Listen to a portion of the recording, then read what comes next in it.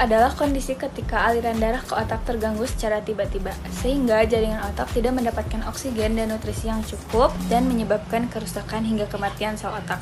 Kondisi ini menimbulkan defisit neurologis akut, yaitu gangguan fungsi sistem saraf yang muncul secara mendadak seperti kelemahan anggota tubuh, gangguan bicara, ataupun penurunan kesadaran, dengan gejala yang berlangsung lebih dari 24 jam atau dapat menyebabkan kematian.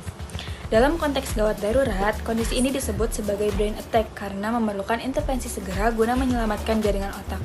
Nah, dalam kasus stroke juga dikenal istilah time is brain, yang berarti semakin cepat pasien mendapatkan pertolongan, maka semakin besar kemungkinan jaringan otak yang masih hidup dapat diselamatkan.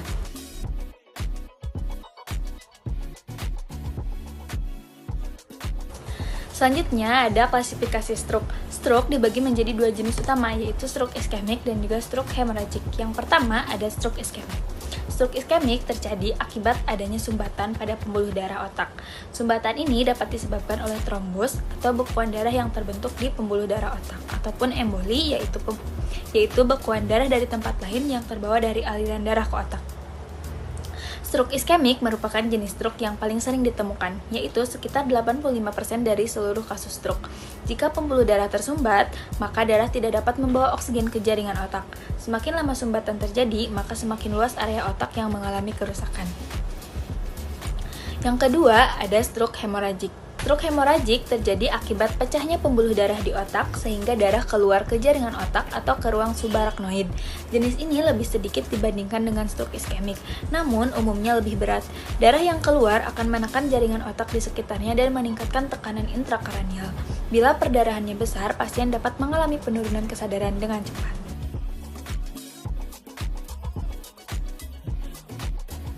Oke, selanjutnya yaitu ada etiologi. Stroke dapat terjadi karena berbagai faktor risiko, baik yang dapat dikendalikan maupun yang tidak dapat dikendalikan.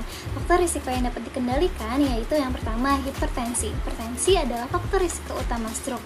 Tekanan darah tinggi yang berlangsung lama akan merusak dinding pembuluh darah sehingga pembuluh menjadi kaku, menyempit, atau mudah pecah.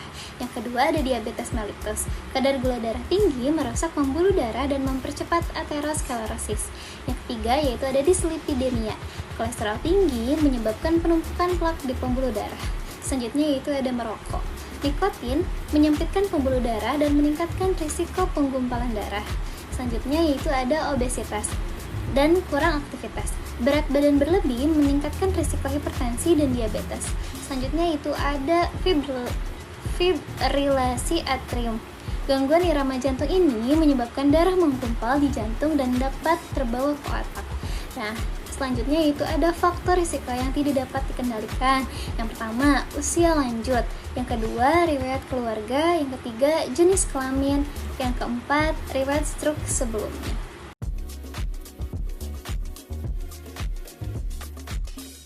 Yaitu patofisiologi dari stroke. Yang pertama, stroke iskemik.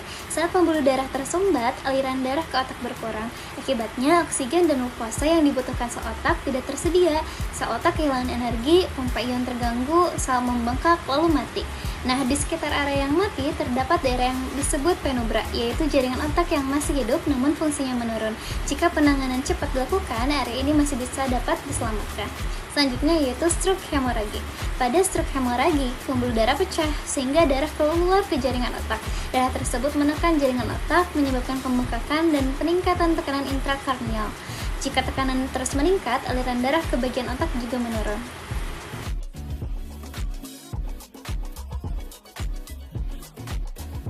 Selanjutnya ada manifestasi klinis stroke. Gejala stroke biasanya muncul secara mendadak. Nah, tanda-tanda umum stroke dapat dikenali sebagai B-phase. B ada balance, yaitu gangguan keseimbangan. E ada eyes, yaitu gangguan penglihatan mendadak. F ada face, yaitu wajah yang moncong. A ada arm, yaitu kelemahan lengan atau tungkai satu sisi.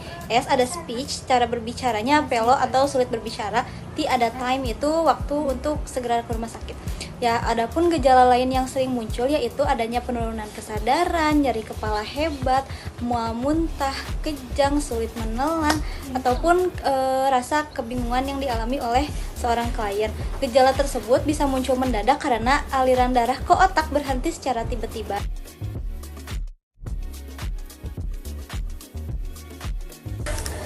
Selanjutnya ada pengkajian keperawatan pada pasien stroke di IGD.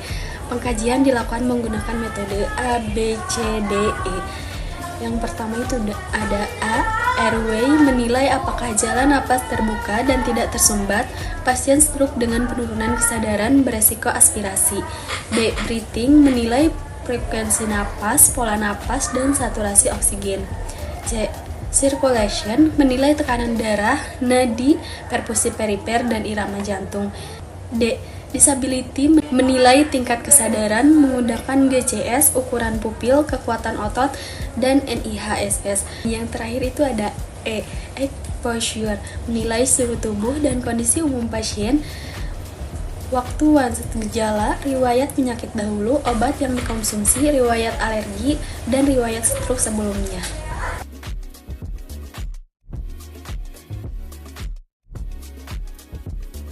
Selanjutnya itu ada pemeriksaan penunjang.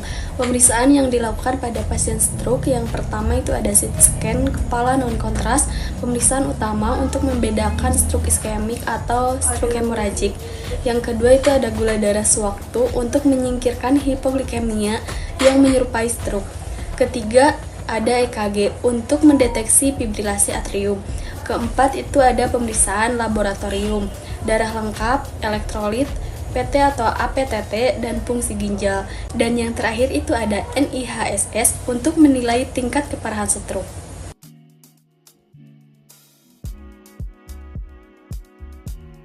Baik, selanjutnya diagnosa keperawatan stroke. Yang pertama, risiko perfusi cerebral tidak efektif berhubungan dengan hipertensi atau adanya sumbatan. Yang kedua, penurunan kapasitas adaptif intrakranial berhubungan dengan edema cerebral atau hemoragik otak. Yang ketiga, resiko aspirasi berhubungan dengan penurunan tingkat kesadaran atau gangguan menelan.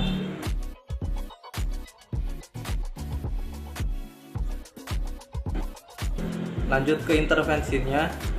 Yang pertama, manajemen peningkatan tekanan intrakranial. Tindakannya yaitu monitor tanda peningkatan TIK, lalu monitor GCS, posisikan hand up 30 derajat dan hindari manuver falsafah. Lalu jelaskan tujuan pemberian posisi kepala tinggi kepada keluarga dan kolaborasi pemberian diuretik osmosis. Intervensi yang selanjutnya yaitu penjagaan aspirasi. Tindakannya monitor tingkat kesadaran dan kemampuan menelan atau refleks batuk. Pertahankan status NPO atau puasa sampai lulus uji menelan. Lalu instruksikan keluarga untuk tidak memberikan makanan atau minuman tanpa izin perawat. Dan kolaborasi dengan terapi wicara untuk evaluasi fungsi menelan formal.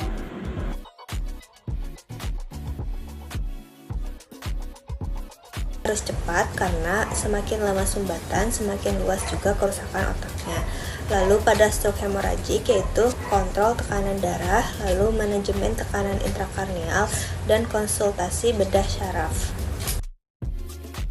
Selanjutnya yaitu ada komplikasi yang dapat terjadi. Yang pertama yaitu ada edema cerebri, yang kedua herniasi otak, yang ketiga pneumonia aspirasi, yang keempat kejang, yang kelima deep vein thrombosis, yang keenam dekubitus, dan yang terakhir yaitu stroke berulang. Komplikasi ini dapat terjadi karena kerusakan neurologis, imobilisasi lama, dan gangguan menelan.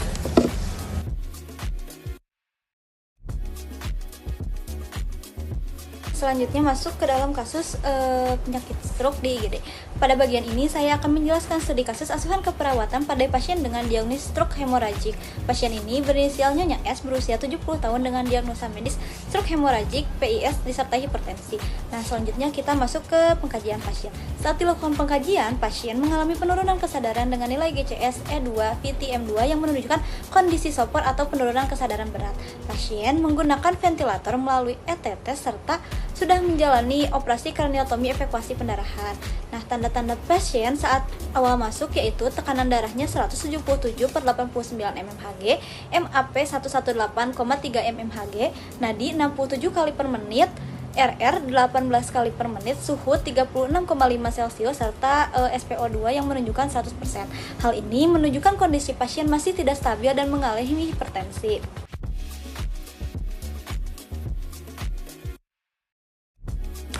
Selanjutnya ada pemeriksaan fisik. Pada pemeriksaan sistem saraf ditemukan 1. Refleks pupilnya anisokor, penurunan kesadaran, nervus cranialis yang belum dikaji.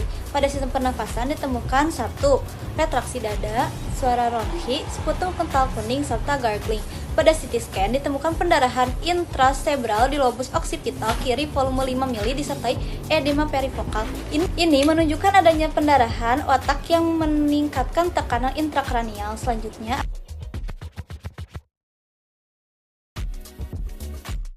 ada diagnosis keperawatan berdasarkan pengkajian tersebut. Berdasarkan data subjektif dan objektif, prioritas diagnosa keperawatan pada pasien ini adalah penurunan kapasitas adaptif karena pasien mengalami penurunan kesadaran, tekanan darah meningkat, pendarahan intracerebral, serta edema otak dan risiko peningkatan tekanan intrakranial.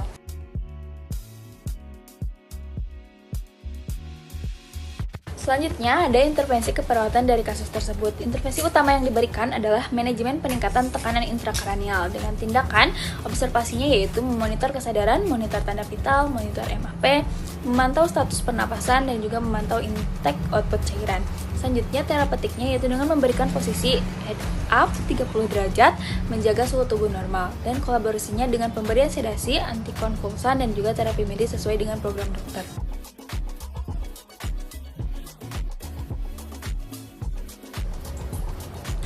Lalu ada implementasi dari kasus tersebut yaitu tindakan dilakukan selama 5 hari. Pada hari pertama, pasien masih sopor dengan GCS E2, VT, M2, dan tekanan darah tinggi. Hari kedua sampai keempat, kesadaran meningkat menjadi somnolen dengan GCS E3, VT, M4, tekanan darah mulai turun. Lalu pada hari kelima, pasien sudah delirium ringan dengan GCS E4, V2, M5, pasien berhasil diekstubasi. Lalu pada hari keenam, pasien pindah ruangan karena kondisi membaik.